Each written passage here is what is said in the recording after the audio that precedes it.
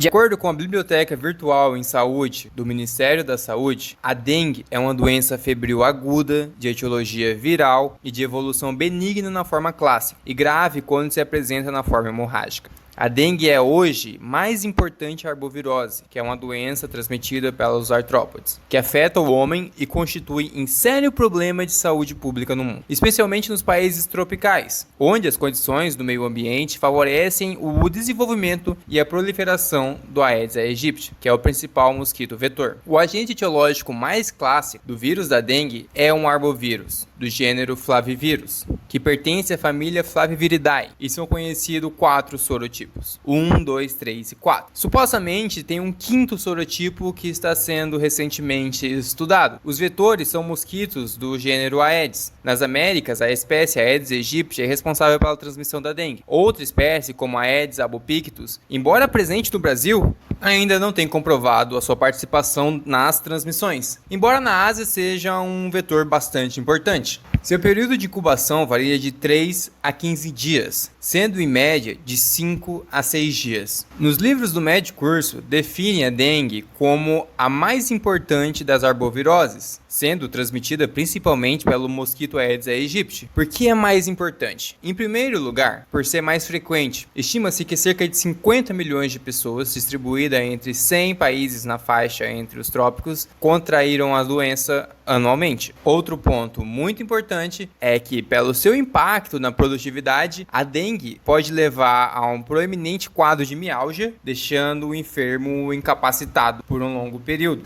A transmissão da dengue se dá através de vetores hematófagos. O homem é o principal reservatório, mas acredita-se que no Sudeste Asiático também exista um ciclo entre primatas. O principal transmissor, como dado várias vezes em diversos lugares, é o Aedes aegypti, que é uma espécie bastante adaptada no meio urbano, bastante acostumada com a sujeira, por exemplo. A fêmea possui a função de ter a sua produção de ovos em junções de água parada, aonde vai estar desenvolvendo as larvas. Poços, caixas de águas abertas, pneus, vasa de plantas, receptores de plásticos, tudo que acumula água são criadouros para esse mosquito. E bem importante, aquelas geladeiras frost free também é uma fonte muito importante dentro dos apartamentos, dentro das casas, que pode estar desenvolvendo ali um ciclo de infecção, uma vez que o mosquito, desde o seu nascimento, ele corre mais ou menos 100 metros ali da região onde ele nasceu. Ou seja, é muito comum que quando surge isso no apartamento, por exemplo, em um prédio ou numa vizinhança meio aberta, que é em torno ali de 100 metros tenha pessoas com os mesmos sintomas, mesmos sinais, podendo fazer suspeitar bastante da dengue. O Aedes aegypti adquire o vírus da dengue se alimentando de sangue de um indivíduo que já está infectado no período da viremia, onde a carga viral está alta, que começa um dia antes do aparecimento da febre e vai até lá mais ou menos no 6º dia de doença, após 8 a 12 dias. No período que o vírus se multiplica nas glândulas salivares da fêmea do mosquito, surge a capacidade de transmissão, sendo mais frequente as suas picadas em períodos diurnos, no início da manhã, e também nos vespertinos, que é no final da tarde. O mosquito tem mais ou menos um poder de voo limitado, afastando-se, como eu disse, de 100 a 200 metros do local que nasceu. Isso significa que a eliminação dos criadouros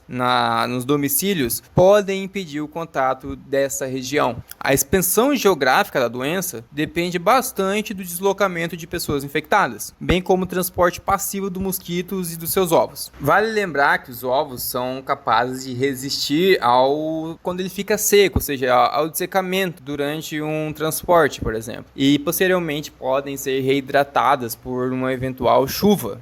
E também pode ser que exista uma transmissão transovariana, ou seja, da mamãe mosquito para o bebê mosquito. E também alguns relatos de transmissão vertical do vírus da dengue, como uma gestante doente podendo passar o vírus para um recém-nato que pode desenvolver uma forma grave de dengue neonatal. Mas importante, a frequência com que isso acontece e a verdadeira repercussão epidemiológica ainda precisa de muito mais estudo. A transmissão por transfusão sanguínea é possível, possível, caso o indivíduo infectado doe o seu sangue na fase virêmica. Aonde tá a viremia tá absurdo. Não a transmissão de pessoa para pessoa, nem por contato de secreções de um indivíduo doente. Diferente lá da Zika, que possivelmente ainda tem um vírus no sêmen depois de 60 dias após a cura, ou vírus na saliva, na urina e por aí vai. Aqui não. Vale a pena entender um pouco das histórias das epidemias para poder entender as futuras epidemias. Os primeiros surtos da dengue foram descritos no século XVIII, na Ásia e na África. Naquela época não foi conferida a mesma importância das outras doenças tropicais, como a febre amarela e a malária, pois as formas graves da dengue ainda não haviam sido bem caracterizadas. O combate à febre amarela urbana, transmitida pelo mesmo vetor, reduziu inicialmente o número de casos de dengue, e por um tempo a doença foi relativamente deixada de lado.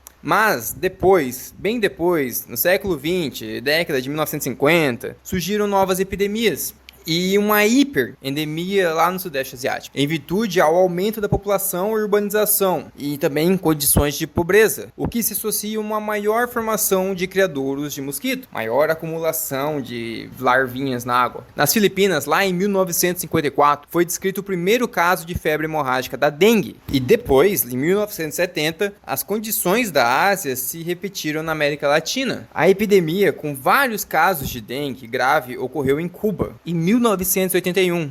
Posteriormente se espalhou por todo o continente. Agora, no Brasil, a história da dengue está bem forte no século XIX. Ela havia sido praticamente controlada na década de 1920, quando se erradicou a Aedes aegypti com programas de combate à febre amarela urbana. O último surto naquela época foi descrito por Antônio Pedro em Niterói, no Rio de Janeiro, em 1923. Infelizmente, algumas décadas após, o mosquito volta e se espalha com grande sucesso por quase todo o Brasil. A partir daí, diferentes sorotipos do vírus da dengue puderam ser sucessivamente reintroduzidos. Nos dias de hoje, a dengue ocorre de forma contínua em nosso meio. Temos uma endemia, com epidemias recorrentes se intercalando ao longo dos anos. Tais epidemias se associam à introdução e à reintrodução de novos e novos sorotipos em áreas com grande população suscetível. Lembrando que temos 4. É importante lembrar que o papel dos sorotipos na epidemiologia, lembrando das formas graves, que são mais comuns em pacientes com história prévia de dengue, que se infectaram novamente com um vírus de sorotipo diferente. Um exemplo, em 1986, no Rio de Janeiro, teve uma epidemia com sorotipo 1. Em 1990, no Rio de Janeiro também, sorotipo 2, outra epidemia. Em 2000, teve uma do sorotipo 3. Em 2011, teve outra grande epidemia com a introdução do sorotipo 4. E ao ver a patogênese da doença, vai ser possível entender o porquê de cada epidemia estar apresentando um sorotipo diferente e como que essa diferença de sorotipo ajuda na introdução da doença dentro do local. Após a picada do Aedes aegypti na inoculação, o vírus se replica inicialmente nas células mononucleares dos linfonodos locais ou nas células musculares esqueléticas, produzindo aí a viremia, o vírus no sangue. No sangue, o vírus tem a capacidade de penetrar os monócitos, aonde sofre uma onda de replicação. No interior das células, ou até mesmo livre no plasma, ele vai se disseminar por todo o organismo. O seu tropismo celular predomina sobre o macrófago e também os monócitos. E também, outro ponto importante, que também pode ter um predomínio sobre as células musculares esqueléticas, justificando a mialgia. Nesse momento, a replicação passa a ocorrer nos macrófagos presentes no sistema retículo endotelial, mantendo a viremia. A replicação viral estimula a produção de citocinas pelos macrófagos, que reagem diretamente pelos linfocitos T helper. A síndrome febril da dengue provavelmente depende da liberação das substâncias como fator de tumeficação alfa e interleucina 6. A resposta imunológica começa a surgir já na primeira semana da doença. Tanto a imunidade humoral quanto a celular participam do controle da infecção. Os linfocitos T CD8+, citotóxicos, são capazes de destruir as células infectadas pelo vírus. Os vírus também podem ser neutralizados diretamente pelos anticorpos. A partir do 6º dia de doença, o IgM antidengue começa a ser detectado, atingindo o pico no final da primeira semana e persistindo no soro por alguns meses. Os anticorpos de classe IgG surgem na primeira semana e atingem o pico no final da segunda semana, mantendo-se positivos por vários anos e conferindo imunidade sorotipo específica, provavelmente por toda a vida. Então, muitas vezes usam a IgM, que é para mostrar se você tá com a dengue naquele momento, e IgG para ver se já teve algum histórico. A dengue hemorrágica geralmente ocorre em pacientes que já se infectaram por algum tipo do vírus e depois volta a se infectar com outro sorotipo.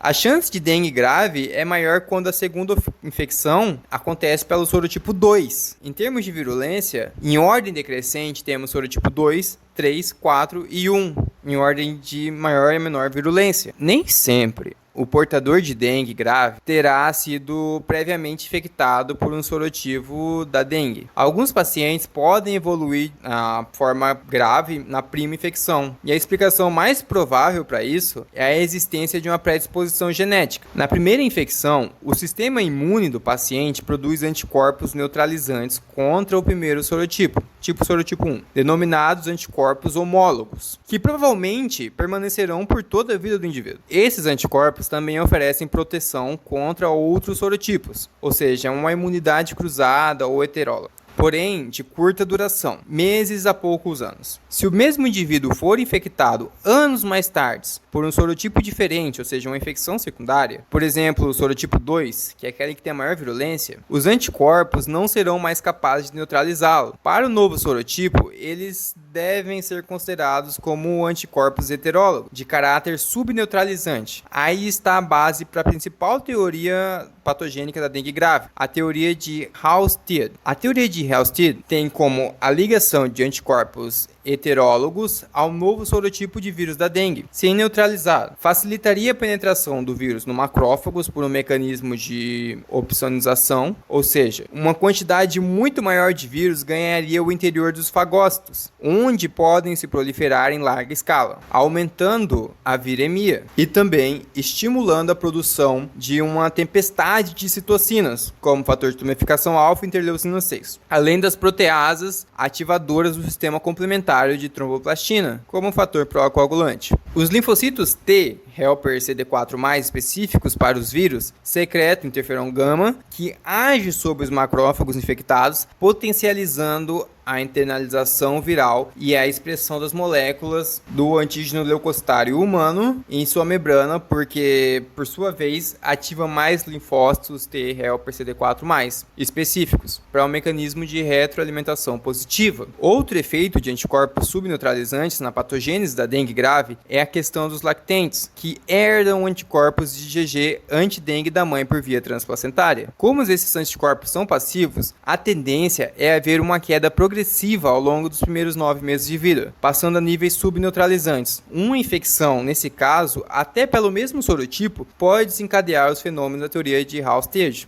É legal lembrar que a liberação maciça de fatores pró-inflamatórios leva a um quadro fisiopatológico da dengue grave, aumento súbito generalizado da permeabilidade capilar, levando à transferência de líquido intravascular para o interstício, causando uma hipovolemia relativa e a hemoconcentração, reduzindo o volume plasmático com o aumento do hematocrito. Também tem a teoria de Rosen, que fala que o quadro seria causado exclusivamente por cepas mais virulentas do agente etiológico, e a teoria da multicasualidade, que integra as duas teorias anteriores e acrescenta outras variáveis. De acordo com ela, todas as explicações dadas para a gênese da dengue grave no caso, seriam válidas e atuariam em conjunto, sendo suas interações o grande determinante do quadro clínico final, ou seja, juntando fatores individuais, como menores de 15 anos, lactentes, sexo feminino, raça branca, bom estado nutricional, presença de doenças crônicas como diabetes, hipertensão, asma, anemia falciforme, alguns fatores virais como sorotipos circulantes e virulência das cepas, e também os fatores epidemiológicos. Alguns termos que ouvimos bastante, como dengue clássica, dengue hemorrágica, ou síndrome do choque da dengue e dengue com complicações, estão sendo abandonadas, de acordo com o Ministério da Saúde. De acordo com a nova classificação, a dengue deve ser entendida como uma doença sistêmica única e dinâmica, que pode se manifestar dentro de um amplo espectro clínico, desde formas assintomáticas ou oligossintomáticas até casos rapidamente fatais. A maioria dos pacientes se recupera por completo após alguns dias. No entanto, certos doentes evoluem de forma desconfortável, em geral quando a febre melhora devido à ocorrência do fenômeno de extravasamento plasmático. É muito importante lembrar que quase sempre a evolução nefasta ela é precedida pelo surgimento de sinais de alarme, alterações clínico-laboratoriais facilmente identificáveis que denotam o início do extravasamento plasmático. O pronto reconhecimento dos sinais de alarme, seguido de uma abordagem padronizada e oportuna também, é capaz de impedir a progressão do estado de choque circulatório e, consequentemente, a falência orgânica múltipla, evitando óbitos por dengue. A principal manifestação da dengue é a febre alta. E aqui vemos a fase febril, onde essa febre está de 39 a 40 graus Celsius. De início súbito, com duração entre 2 e 7 dias. Essa febre é tipicamente acompanhada por adinamia, cefaleia, a dor retroorbitária, que é muito frequente, mialgia e atralgia. As queixas gastrointestinais são frequentes também durante a fase febril. Pode apresentar anorexia, náusea, vômito e diarreia, sendo a diarreia mais branda e cursando com fezes mais pastosas 3 a 4 vezes ao dia. Isso é bastante interessante para auxiliar no diagnóstico diferencial com as enteroviroses, doenças febris que tipicamente vão produzir diarreia líquida, e aqui diferentemente é pastosa. E também nas enteroviroses, a diarreia, além de ser líquida, ela tem uma frequência maior que 5 vezes ao dia, e na da dengue vai estar com 3 a 4 vezes. Metade dos pacientes desenvolve um exantema maculopapular, que pode ou não ser pruriginoso, ou seja, causar um tipo de coceira, acometendo de forma aditiva a face, tronco e as extremidades, não poupando as palmas da mão ou as plantas do pé. O exantema, ele geralmente surge durante a desfervescência e dura ali durante 36 a 48 horas. A maioria dos pacientes passa da fase febril diretamente para a fase de recuperação, recobrando de maneira gradativa o apetite e a sensação de bem-estar. Mas entre essas duas fases, tem a fase crítica. Somente alguns doentes passam da fase febril para a crítica, mas quando o paciente, ou o indivíduo, desenvolve o fenômeno de extravasamento plasmático e que geralmente possui uma história prévia de infecção por um sorotipo diferente de dengue, a fase crítica ela vai se instalar durante a desfervescência, que vai acontecer entre o terceiro e sétimo dia após o início dos sintomas. Suas primeiras manifestações costumam ser o famoso sinais de alarme. E os sinais de alarme é algo que você não deve decorar e sim aprender pro resto da vida, porque é muito importante cair em prova. Sinais como dor abdominal intensa, referida ou a palpação, uma dor de característica contínua, vômitos persistentes, hipotensão ortostática ou lipotomia, quando você levanta e dá aquela perda, a visão borrosa. A hepatomegalia 2 centímetros abaixo do rebordo costal, sangramento de mucosas, letargia ou irritabilidade, acumulação de líquido como a ciste, derrame pleural ou pericárdio, aumento progressivo do hematocrito. Os sinais de alarme devem ser rotineiramente pesquisados em todos os casos suspeitos de dengue, e o paciente e seus familiares devem ser orientados a procurar auxílio médico imediato frente a um surgimento dos sinais. E esses sinais são de grande importância prática, uma vez que prenunciam a possibilidade de rápida evolução para o estado de choque circulatório. Não deve ser negligenciado. Os pacientes com sinais de alarme devem receber reposição volêmica intravenosa imediata e devem ser mantidos em observação para que seu status hemodinâmico seja continuamente reavaliado.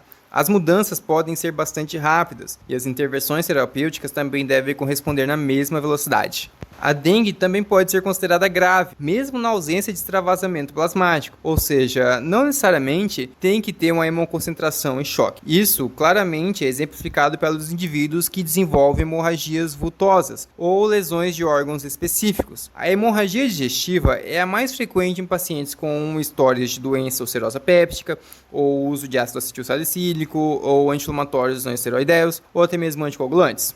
A miocardite se expressa por alterações do ritmo cardíaco, taque ou bradicardia inapropriada, alterações na repolarização ventricular, como inversão da onda T e desnivelamento do segmento ST, e a disfunção contrátil, que é queda da fração de ejeção do ventrículo esquerdo, acompanhado ou não de aumento de marcadores de necrose miocárdica. A fase de recuperação são aqueles indivíduos que receberam a terapia apropriada durante a fase crítica, que atingem a fase de recuperação dentro de poucos dias. O líquido extravasado por espaço extravascular começa a ser reabsorvido, com melhora gradual do estado clínico. Nesse momento, é importante estar atento à possibilidade de complicações relacionadas à hiperidratação, como a hipervolemia. O débito urinário pode ficar aumentado e muitos pacientes apresentam mudança no padrão eletrocardiográfico, desenvolvendo uma bradicardia. Nas crianças mais pequenas e principalmente nos menores de 2 anos, a dengue se manifesta com sinais e sintomas específicos, como febre acompanhada de choro persistente, adinamia e irritabilidade. Como esses pacientes não são capazes de verbalizar as queixas, as alterações podem ser indícios de dor intensa, como cefaleia ou mialgia e atralgia. Assim, o médico pode não suspeitar do diagnóstico e os sinais de alarme podem passar desapercebidos. Com o paciente evoluindo para uma forma grave da doença, bem mais fácil. A valorização do contexto clínico-epidemiológico aqui é um dos pontos mais importantes. Nas gestantes, algumas alterações fisiológicas do organismo materno sobrepõem as manifestações clínicas da doença, podendo gerar dúvidas diagnósticas, tipo, pode atribuir um aumento da frequência cardíaca somente à gestação. O principal risco para a mãe é o aumento da incidência de hemorragia obstétrica.